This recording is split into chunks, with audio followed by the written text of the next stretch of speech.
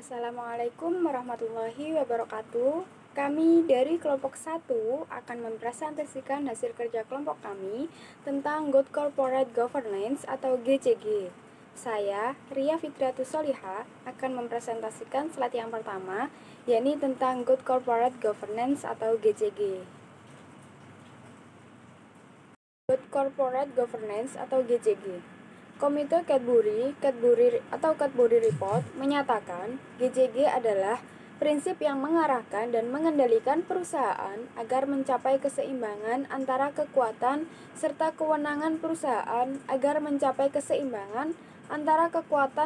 kewenangan perusahaan dalam memberi pertanggungjawabannya kepada para shareholder khususnya dan stakeholder pada umumnya. Pengertian ini digunakan dalam konteks untuk mengatur kewenangan manajer, direktur, pemegang saham, dan pihak lainnya yang berhubungan dengan perkembangan perusahaan.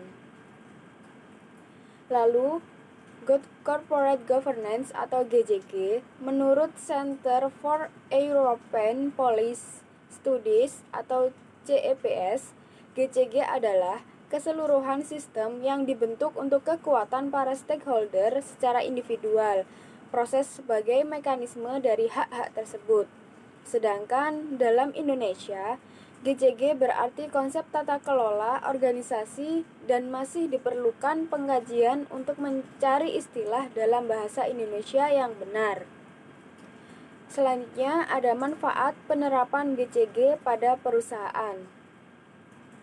Di sini yang pertama, ada peningkatan kesadaran pelaku bisnis terhadap pentingnya GCG dalam pemulihan ekonomi dan pengelolaan perusahaan.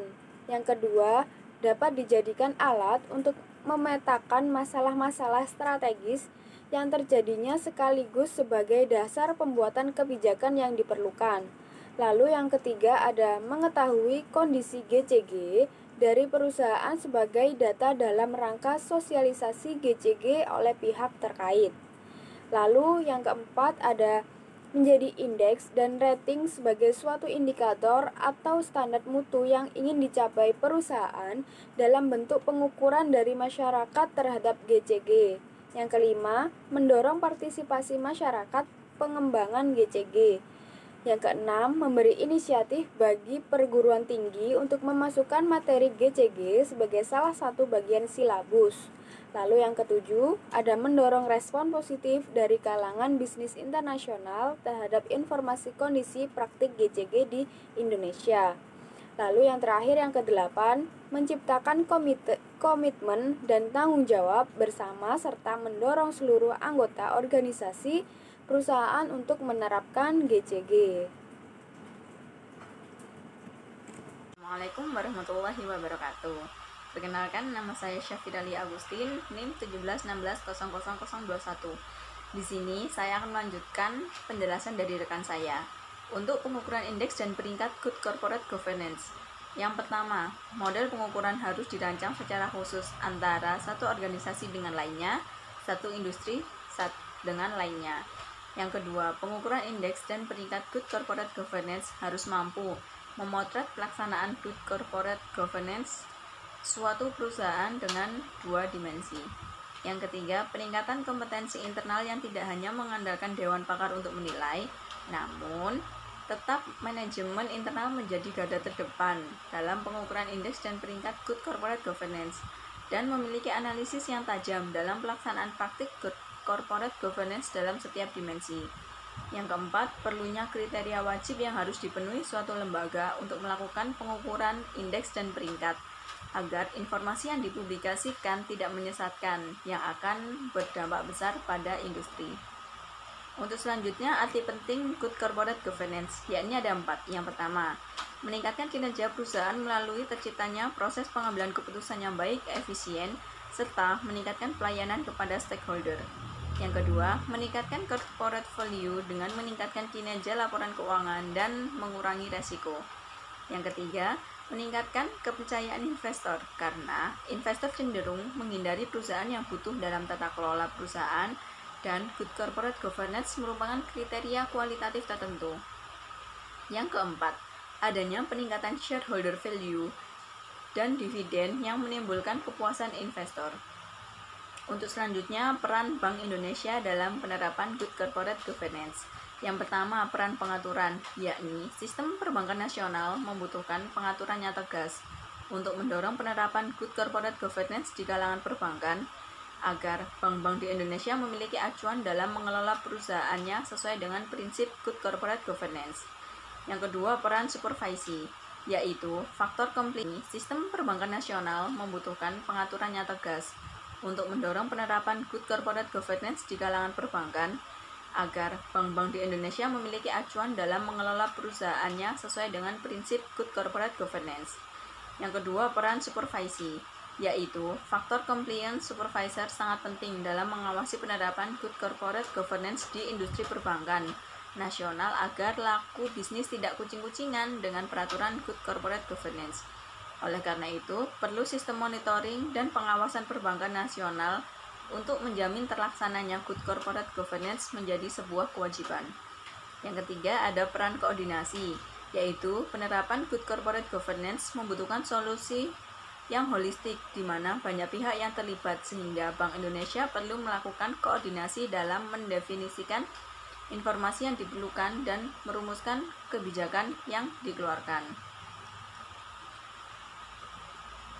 Untuk selanjutnya, membudayakan Good Corporate Governance dalam perbankan. Yang pertama, yakni penerapan visi misi dan corporate value. Nilai-nilai Good Corporate Governance perlu dijadikan inspirasi dalam perumusan visi misi termasuk dalam merencanakan strategi objektif. Dengan demikian, visi misi bank harus memuat tekad melaksanakan Good Corporate Governance. Yang kedua, menetapkan corporate struktur, yakni bank-bank nasional harus didesain untuk mendukung berjalannya aktivitas organisasi baik secara bertanggung jawab dan terkendali. Yang ketiga, pembentukan budaya kerja. Hal ini dapat dilakukan dengan 3C, yakni communication, commitment, and culture. Communication untuk membangun, komitmen untuk melaksanakan Good Corporate Governance oleh organisasi melalui sebuah sistem yang sudah disepakati. Yang keempat, penyempurnaan kebijakan bank sesuai prinsip Good Corporate Governance. Tidak kalah pentingnya melakukan suatu upaya untuk menyempurnakan semua kebijakan bank-bank nasional yang telah ada. Upaya tersebut ditunjang dengan mekanisme social communication. Assalamualaikum warahmatullahi wabarakatuh. Perkenalkan, nama saya Nur Kofifa, NIM 171600035. Di sini saya akan melanjutkan pembahasan mengenai GCG yang sebelumnya telah dibahas oleh teman saya. Dan pada slide berikut saya akan membahas mengenai GCG Assessment. Menurut Friedenberg, pada tahun 1995, assessment merupakan suatu cara penilaian yang spesifik untuk memperoleh informasi yang kemudian dikonversikan menjadi skor atau angka. GCG Assessment ini dibutuhkan untuk mengidentifikasi aspek-aspek apa yang perlu mendapatkan perhatian terlebih dahulu dan langkah-langkah apa yang dapat diambil untuk mewujudkannya. Pada slide berikut ada perangkat atau kelengkapan assessment. Pelaksanaan GCG Assessment memerlukan berbagai perangkat. Hal ini penting dalam rangka mengumpulkan data dan atau informasi lainnya yang dibutuhkan dengan tujuan untuk mengukur sejauh mana kinerja pelaksanaan GCG di suatu perusahaan dapat diwujudkan secara nyata. Ada 3 perangkat utama yang biasanya digunakan, yaitu pertama, ada kuesioner. Kuesioner adalah metode pengumpulan data dengan cara memberi dan atau menyebarkan daftar pertanyaan kepada sejumlah responden untuk mendapatkan jawaban atas dasar pertanyaan yang dimaksud. Dan yang kedua ada wawancara. Wawancara ini merupakan upaya untuk mengumpulkan data dan informasi ataupun mencari penjelasan dari suatu kondisi dengan cara mengajukan sejumlah pertanyaan secara lisan kepada responden dan secara lisan pula. Dan yang ketiga adalah observasi. Metode ini mengumpulkan data dan informasi dengan cara melakukan pencatatan secara cermat dan sistematik terhadap pelaksanaan atau proses kegiatan tertentu dalam suatu perusahaan. Next ada aplikasi assessment. Di sini aplikasi assessment dibagi menjadi dua, yaitu self assessment dan independent assessment. Self assessment ini adalah aplikasi yang dilakukan secara internal oleh perusahaan tanpa campur tangan pihak eksternal dari luar perusahaan. Kelebihan dari metode ini adalah perusahaan dapat dengan mudah menilai sendiri bagaimana nilai pelaksanaan dari GJG tersebut dengan memberi angka kepada setiap bidang kuesioner dan menjumlahkannya. Untuk kekurangannya, aplikasi ini tidak independen karena dilakukan sendiri dan dapat menimbulkan pertanyaan apakah asesmen telah dilakukan secara objektif. Dan yang kedua adalah independent assessment. Pengukuran independen ini dilakukan oleh pihak ketiga. Kelebihan yang paling utamanya adalah hasil yang dapat digunakan oleh perusahaan untuk memberi keyakinan kepada stakeholders dan masyarakat luas, utamanya para investor, mengenai kinerja pelaksanaan GCG di perusahaan karena dipercaya dilakukan secara objektif. Seperti itu. Pada slide berikut ada perangkat atau kelengkapan assessment. Pelaksanaan GCG assessment memerlukan berbagai perangkat. Hal ini penting dalam rangka mengumpulkan data dan atau informasi lainnya yang dibutuhkan dengan tujuan untuk mengukur sejauh mana kinerja pelaksanaan GCG di suatu perusahaan dapat diwujudkan secara nyata. Ada 3 perangkat utama yang biasanya digunakan, yaitu pertama ada kuesioner. Kuesioner adalah metode pengumpulan data dengan cara memberi dan atau menyebarkan daftar pertanyaan kepada sejumlah responden untuk mendapatkan jawaban atas dasar pertanyaan yang dimaksud. Dan yang kedua ada wawancara. Wawancara ini merupakan upaya untuk mengumpulkan data dan informasi ataupun mencari penjelasan dari suatu kondisi dengan cara mengajukan sejumlah pertanyaan secara lisan kepada responden dan secara lisan pula. Dan yang ketiga adalah observasi. Metode ini mengumpulkan data dan informasi dengan cara melakukan pencatatan secara cermat dan sistematik terhadap pelaksanaan atau proses kegiatan tertentu dalam suatu perusahaan. Pada slide berikut, saya akan membahas tentang how to assess GCG effectively. Bagaimana cara kita menilai GCG secara efektif. Ada beberapa cara di sini. Yang pertama, GCG assessment dapat terlaksana secara efektif jika dan hanya jika suatu perusahaan dapat membangun dan melakukan hal-hal sebagai berikut. A. Struktur organisasi lengkap dengan infrastruktur yang mampu mendukung proses GCG assessment dan viability dengan suatu perusahaan. B. Eksekusi terhadap program-program GCG yang telah memiliki standar kualitas, tools, dan proses serta mekanisme yang jelas dan tegas. Tahap yang kedua ada jika eksekusi program GCG dilakukan tanpa didukung dengan struktur organisasi yang bagus dan infrastruktur yang memadai, maka proses GCG akan berjalan dengan tidak efisien. Yang ketiga, jika eksekusi program GCG tidak didukung dengan ketetapan standar kualitas yang baik dan benar, maka proses GCG assessment menjadi confuse. Karena tidak ada acuan atau kriteria kesuksesan pelaksanaan program GCG. Yang keempat, baik, saya Ayu Fitria Arumsari dengan nomor NIM 1716000092